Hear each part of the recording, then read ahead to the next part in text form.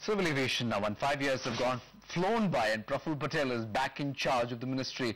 Neha Pandey finds out what his immediate priorities are for this sector.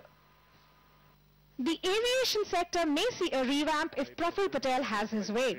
The industry is hoping that its wish list, which includes declared good status for aviation turbine fuel, a 25 percentage point hike in FDI cap and a civil aviation policy, will be granted.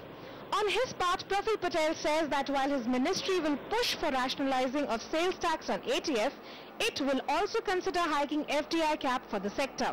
I don't think we are averse to liberalization and opening up this sector on a gradual or a constant basis.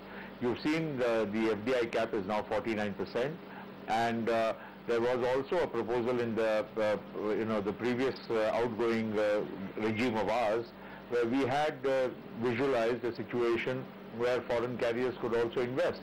Maybe it won't happen overnight, but I'm sure that process will happen eventually. The government has in principle approved hiking FDI in aviation to 74%. A few domestic carriers are crying foul over the possible entry of foreign carriers, but others like SpiceJet are thrilled at the possibility of easy access to capital in the form of foreign investment.